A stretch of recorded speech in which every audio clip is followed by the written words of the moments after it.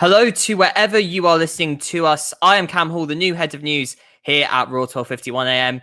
And today I'm joined for an interview by one of the team from Protect Warwick Women. Before we start, I'd just like to say a quick content warning that we will be discussing sexual violence within this interview.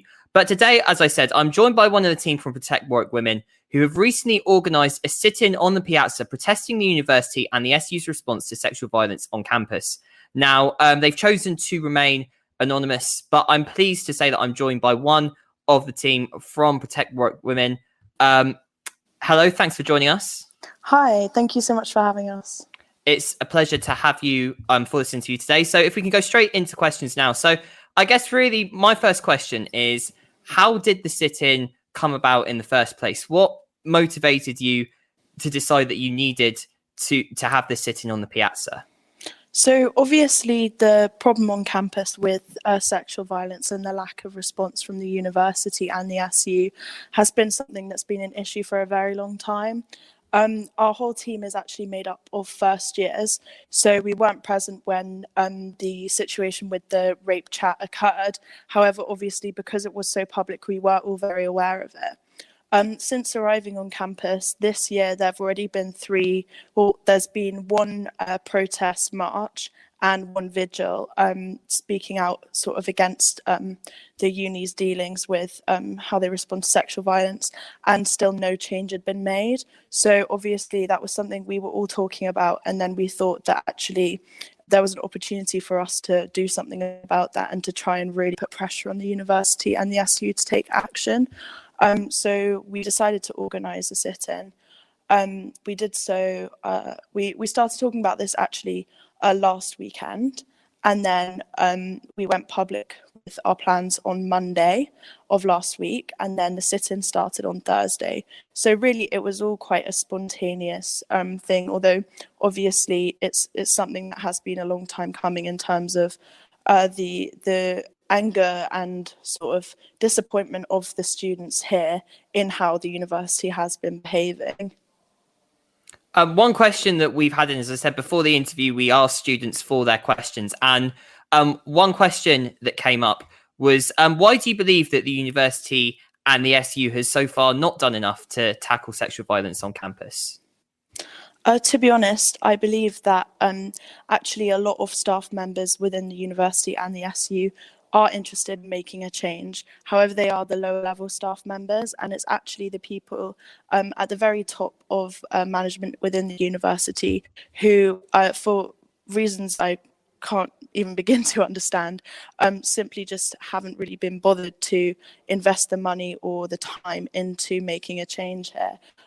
We know that within individual departments, there has been action made. So for example, within the law department, they've recently introduced personal tutors who can deal with survivors of sexual violence. However, there has not really been any really significant change in the university as a whole. And I think, to be honest, throughout our talks with them, they've brought up how it's a worldwide issue, and it's not strictly limited to our university, which I do think is true. However, I don't think that's an excuse not to take action. And I think Warwick has a strong reputation as a university that has a problem with sexual violence on campus and a problem with inaction with the uni.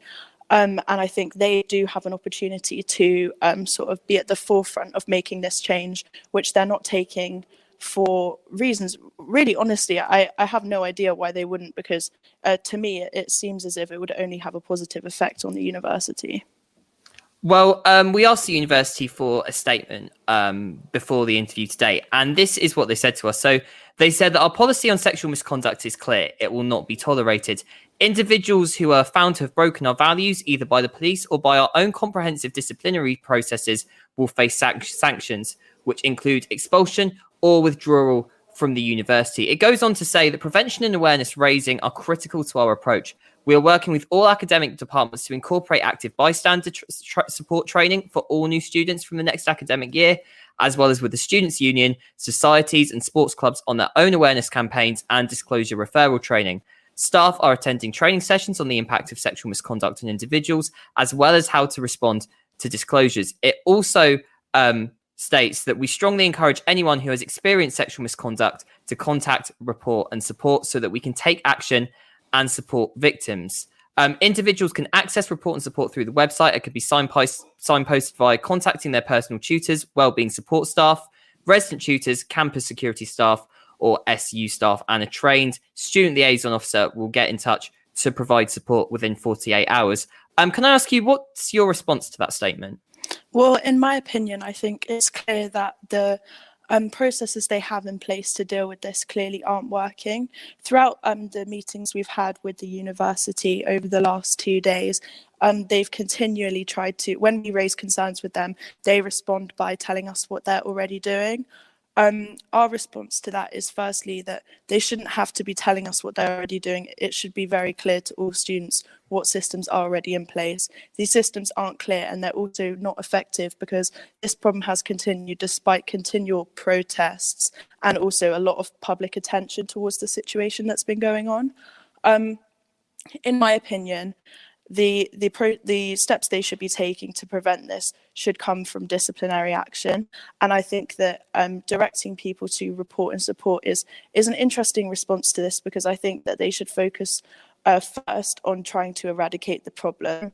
A zero tolerance policy is in our opinion something that means that these people should not be tolerated on campus, and currently upon speaking to many students at the start of our sit-in, we've had multiple stories about people who have faced punishments such as 2-week suspensions and then have returned to campus. And obviously, because of the confidentiality around these cases, the perpetrators cannot be named, which obviously means that people who've been facing disciplinary action are allowed to come back to university after this time, and they also are allowed to continue interacting with the rest of the student body, and also essentially just carrying on as normal once they've faced this punishment.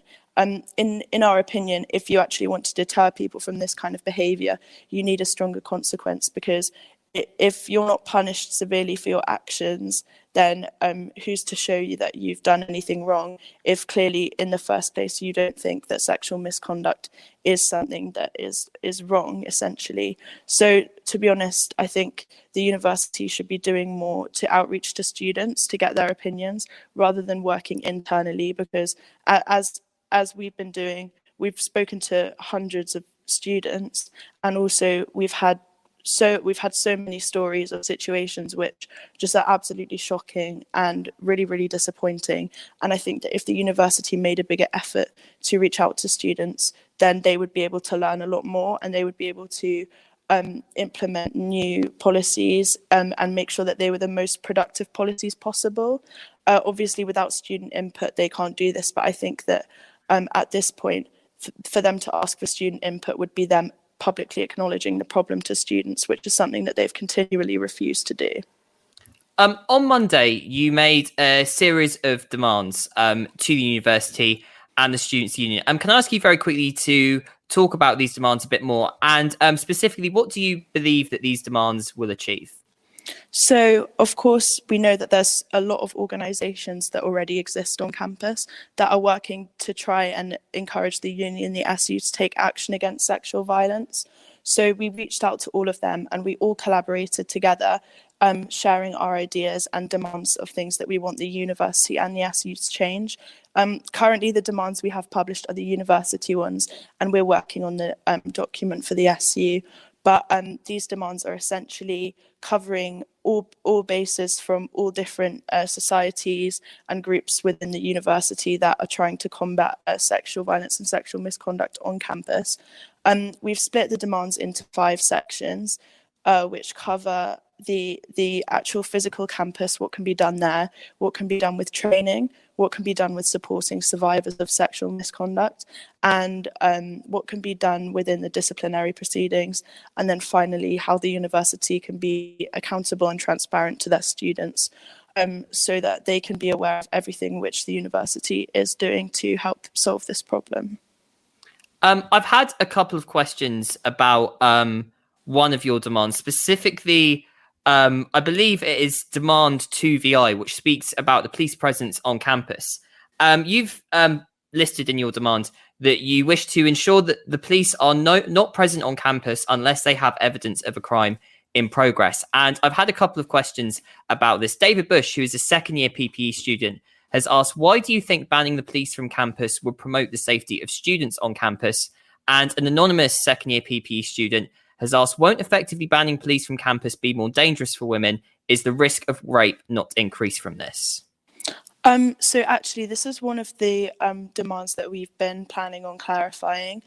Throughout our meetings with the university, they've stressed to us that they have limited, well, to be honest, they're bouncing back and forth between saying that they have limited control over the police presence on campus and also saying that they do have control over the police presence on campus.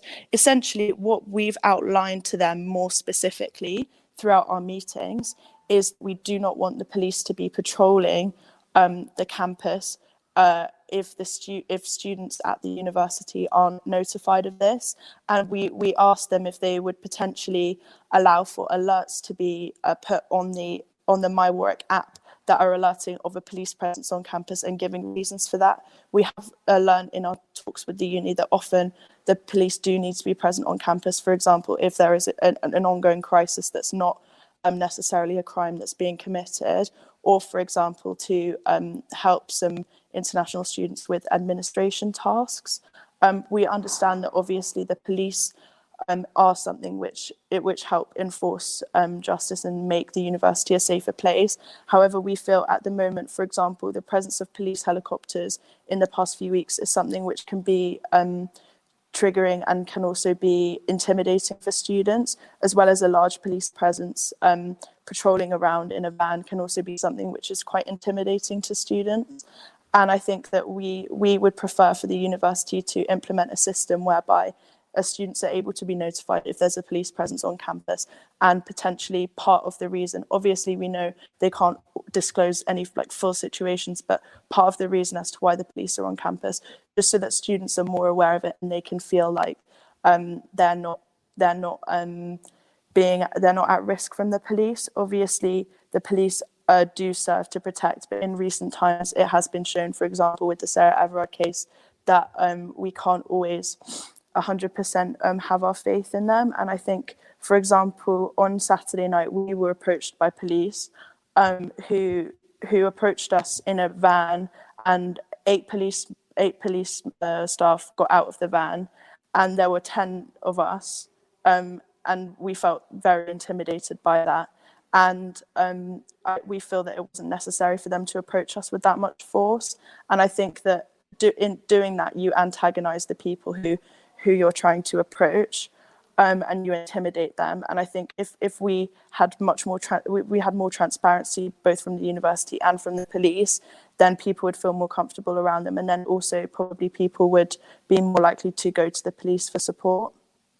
So just to clarify very quickly, you're not calling for an outright ban of the police on campus, but more of a regulated approach to policing on campus? Yeah, we have since been talking about correcting this, and we do plan to update people as soon as we can on that. So thanks for actually giving us an opportunity to clarify that on a public platform.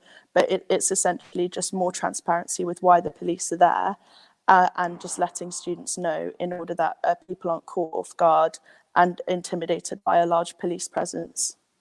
Looking ahead now to perhaps the future, both of the sitin, Protect Warwick Women, but also perhaps your interactions with the university and the Students' Union. We gave a statement from the university earlier on in the interview. Just very quickly from the SU. The SU have said that they have fully supported the protests and demands, have been offering support and advice to the protesters, both through assistance with purchasing tents and other key equipment, and in making contact with the university and lobbying for the implementation of their demands. The SU's women's officer, Amara, has been particularly active in supporting the protesters in their contact with the university and coordinating the delivery of required items. They also go on to say that they will continue to support the protesters to help them achieve their goals in agreement to their demands, and remain committed to tackling and removing sexual violence from our campus and further afield. Hearing that from the Students' Union, and also perhaps looking at interactions with the university, I know you mentioned earlier that the interaction that you had on Monday was unproductive. How do you see the way forward working with the university and with the Students' Union? Having the support of members of the SU, especially Amara, who's been absolutely amazing, and they've been such an amazing help to us, has been really, really, really encouraging, and obviously really positive for us as well. At the moment, our main feeling is that the university still isn't taking us seriously enough. We feel that this is an issue which has been going on for long enough, and it's also an issue which has been actively in the limelight, and people have been actively speaking out against for at least 3 years now. And so we do feel that now is the time to put immense pressure on the university, both by our means of protest and also by press attention and bringing this to public light, to actually finally make some serious change, which is going to have a long-lasting impact, so that we don't have to have this discussion again, in whether that be in 6 months' time or in a few years' time. So for now, our plan is to hang tight in the piazza, and we're going to reassess our situation in a few days once we've had another meeting with the university. At the moment, to be honest, our meeting today was a 45-minute slot with the university. We've been going through the demand and discussing them. We are currently midway through the second section of our 5-section list of demands, which I think should be an indication as to how slowly the process is moving. It does genuinely feel to us as if there's a lack of engagement and lack of proactive, not necessarily proactivity, but more like there's a lack of urgency. And to us, this seems like a very urgent situation, because for every day longer that this goes on, there's more and more people who are facing sexual assault and sexual violence on campus, and there are more and more people who are having disappointing experiences with the support services on campus, and more people are losing faith in this university's ability to deal with the problem effectively. So we do honestly feel that it's something which should be one of the top priorities of the university right now, and it's shocking to us that it doesn't seem to be everyone's top priority right now. So we intend to reach out directly over the next few days to different members of staff to ensure that we can get them engaged and we can organise meetings with them to discuss specific demands. But for now, we're planning on staying in the piazza until we feel 100% confident that the university is going to act on these demands, because there is a history with the university overpromising and then later on not delivering and disappointing students.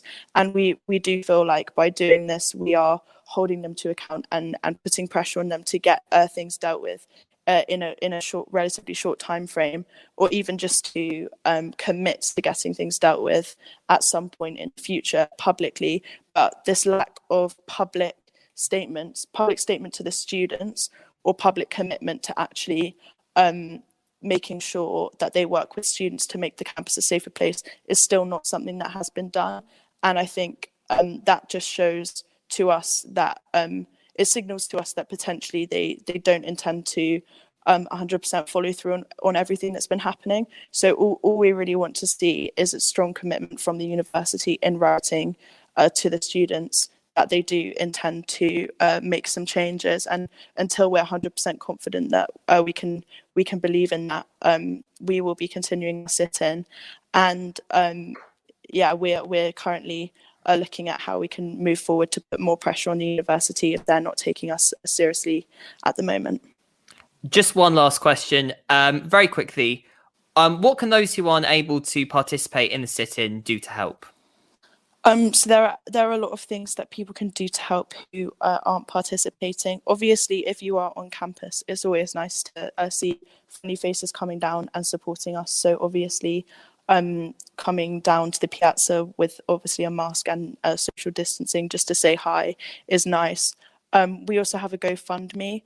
If you look at the Protect Warwick Women Instagram bio, there's a link tree which connects to a GoFundMe. These donations are being used for supplies such as tents.